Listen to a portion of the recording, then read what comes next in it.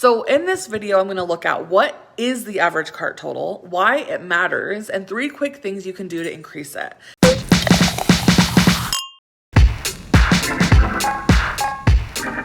Hey boutique owner and other e-commerce friends, Angela here, CEO of Hot Mess Consulting. If you need to boost your revenue in a hot minute, you need to stay with me, my friend. Today, I'm talking all about that all-important average cart total. PS in advance, if you want to make sure you never miss a thing we have to share, make sure you subscribe to our channel and hit the bell to be notified when we post new videos. So in my last video, I explained the key numbers you need to track when it comes to sales revenue.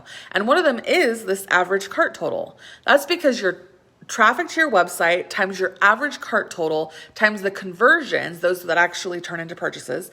That's basically the equation for your total sales revenue. That number you're always trying to improve, the one that pays your bills and keeps the dream going. So in this video, I'm going to look at what is the average cart total, why it matters, and 3 quick things you can do to increase it. So let's get to it. Okay, so let's dive into this average cart total thing. So your average cart total is the average dollar amount for every transaction in your store. So basically you divide your total revenue by the number of orders. So just how much, when people are checking out, how much are they spending?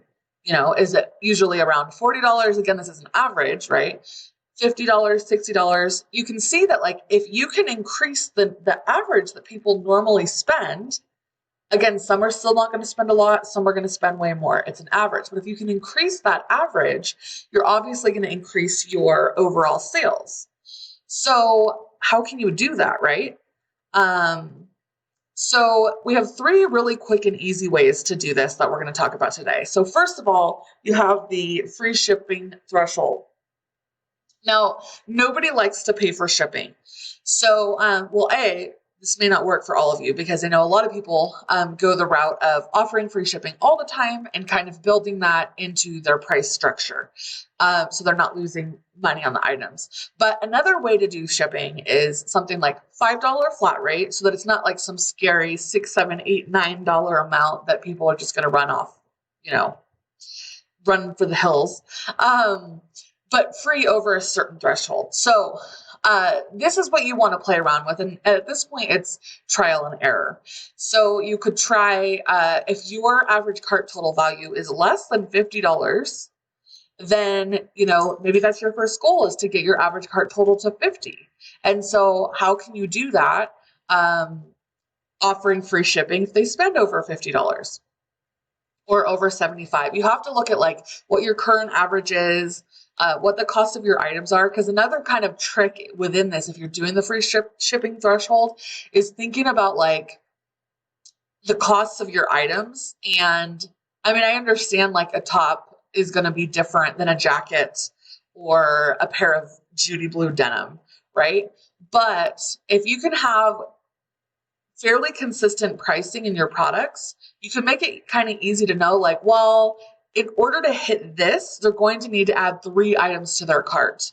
2 is never going to hit that or rarely going to hit that threshold. So then you know that they're going to actually add 3. So this is kind of a trick to where, say that you actually set the shipping threshold at 50, but you know that no 2 items in your store, for the most part, I mean, maybe there are a few ways they could get to 50 without getting way beyond that. Like if they add a higher price point item and then, an accessory, for example. But if your prices were such that you pretty much knew they were going to have to add a whole nother item, which would actually bring them even higher than 50, they still may want to add that item to cart to get the free shipping. There's psychology behind it. And, but again, it's worth playing around with. So another one is to offer payment plan options, and not just payment plan options, but just take a look at your payment options in the first place. I always recommend at least accepting regular credit card. So if that's Shopify, it's through Shopify payments, and then PayPal always, because you never know when your customer is literally too lazy to go get their card in the car. Which that's more about conversion rate, offering the options. But payment plans if somebody is able to purchase now $200 and only pay 25% of that right now, chances are, when before maybe they could have only afforded like $50, right? So with the payment plan, it allows them to add more to their cart and pay less now, which obviously is going to add up in the end. So it is definitely a way to increase your average cart totals. And if you add a payment plan, that definitely should be one of your goals and one of the things that you track. And then there are a ton of different apps for upselling and cross-selling. So it could be something where when something in particular is added to cart, it pops up and asks them like, hey, this goes really well with that. Or, hey, add one of these for only, XYZ, and it could be a little bit of a deal. Or on your, as they're checking out, like on your cart page, there's things that you can install that will ask them to add something more there. Or it could even be after they've already purchased, so that they've done the thing, a way for them to add something still to their order add-on. So there's a bunch of different ways that you can work on your website and your customer journey in order to try to get this number to increase. And don't forget that whatever you pick here, particularly the first two, so free shipping threshold, make sure that you are advertising that properly on your website. Make sure it's really clear and bold and in their face. And there's a cool app where there's a bar that will be on the top of your website that will actually count down. So as people add items to their cart, it'll say, $22 left until free shipping, $32 left until free shipping. Yay, you've earned free shipping. So that's something you can play around with. And then for payment plan options, probably all of the different payment plan option providers that you could go with, but I know for sure with Sezzle, that's the one that we use and recommend the most. But they'll have a folder of assets for you that are banners, graphics basically that you can use. For our clients, we create graphics that are a little bit more branded to you. But in any case, again, you want to be advertising this, and you want to be advertising these things, not just on your website, but on your social media platforms, in your emails, maybe even in your text messages, really wherever you can to get that message out and make sure that's top of mind when people are shopping at your store. So this is just when I want to send that friendly reminder of not getting distracted by all the things. I wanted to keep this blog really sweet, short and sweet, because the truth is that there are so many things that you could work on to optimize your website and increase your metrics. But it's also really easy to think that it's more complicated than it is, or to just get lost in this sea of ideas. It's really easy to think like, I don't know what to do, when the truth is there are a million freaking things you can do. You just have to pick one and do it. And so I just want to send that reminder. That's why I kept this one short. This should be really actionable for you to implement really all three of these things, but even if you just started with one, right? And I just wanted to send a reminder as well about the boutique revenue calculator on my website. So if you go to my website, hotmesshustle.com, you can go to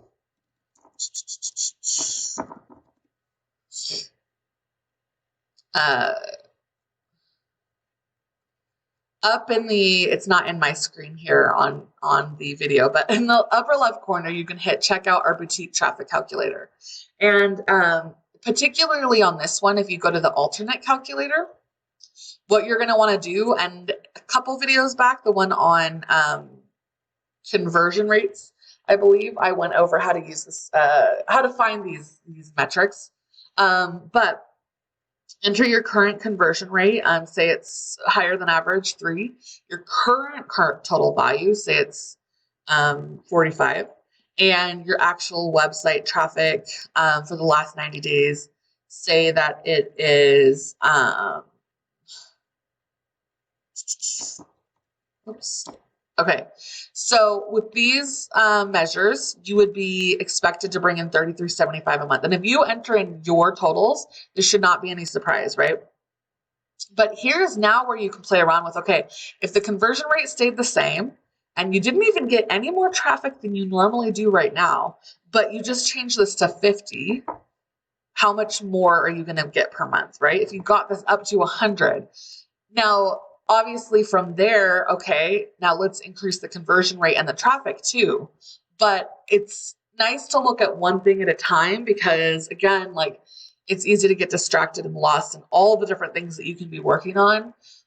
Just drill into one thing, and especially if your conversion rate is already decent, like I mean, 3 could still use some work. It's higher than the average of 2, the industry average, but you could still. But if your conversion rate is like 6, 7, 8%, which we have seen, or even higher, then that's great. And if your traffic is way more than 7,500, then really your average cart total might be what you want to look at next.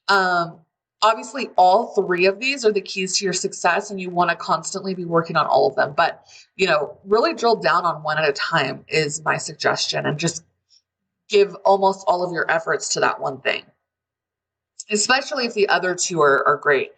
It could be the opposite for you. Your average cart total could be high, but your conversion rate is like less than 1.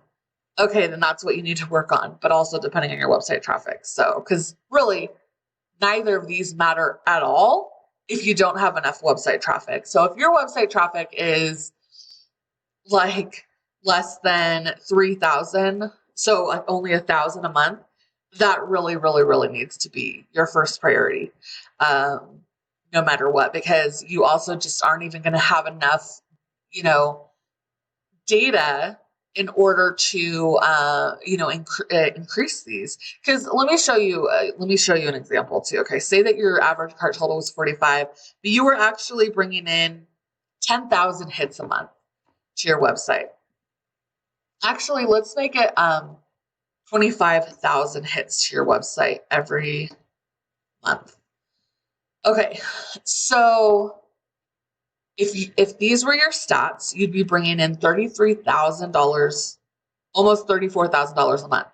But now when you raise your average cart total by just $5, you're going up thousands, So basically what I'm saying is the average cart total matters even more the more website traffic that you have and the more conversions that you're having. So all of this multiplies when you work on it. But even if your website traffic is lower, if you're able to get that average cart total up, and then as you increase your traffic, you're able to maintain that average cart total, that's going to be good for your revenue, right? So my final thoughts, I've kind of alluded to this, is, to A/B test your strategies. So in other words, with the free shipping threshold as an example, start with offering, first of all, look at where you're at right now and what your goal is going to be and how to get there, but play around with it, play around with, cause you can, there are apps where you can actually offer 2 different options, like what's visible to your customers. You may need to use, I'd have to wrap my head around it more, but you may need to use a discount code for this. But you can easily do a discount code where on your homepage, half of the people that hit your homepage see, use save 5 to, well, that's not a good example of the code, but anyway, point is you can have it to where when people hit your homepage, half of them see the option to have free shipping on, orders over 50. Half of them see just straight up free shipping. You can start there and see like what produces better results. Because the apps that allow you to do that also allow you to monitor the data, like how that's actually working. But literally any small decision in your business, any small tweak to your website, you can find a way to A/B test in order to see like what really works for you. And then it's just a really good idea all the time, just for conversion rate in general, but have a really clear returns policy in place. It makes it much easier for someone visiting your site to feel safe and comfortable checking out and making that purchase and adding more to their cart than they would if, they were a first-time customer and nervous about it. They might only want to buy something that's less than, XYZ because they don't know if they can trust you yet. But if they felt like they could trust you and they felt like, if I get these and they don't fit, I can return them and it won't be like a hassle and a half, then I don't mind putting more in my cart. So that's a wrap on average cart totals today. What I want you to do is just really go implement just one of these tips in your Shopify store right now. It's all about the action. And then monitor for a week or a month. Come back and tell us what happened. We all love success stories here at Hot Mess. If you think average cart total isn't what's causing revenue issues in your business, hit us up and let us take a look. We offer a totally free call. And again, if you love our stuff, don't forget to subscribe and hit the bell to be notified when we post new videos. Till next time.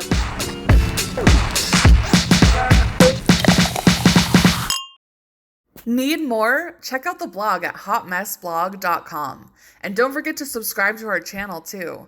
Cheers!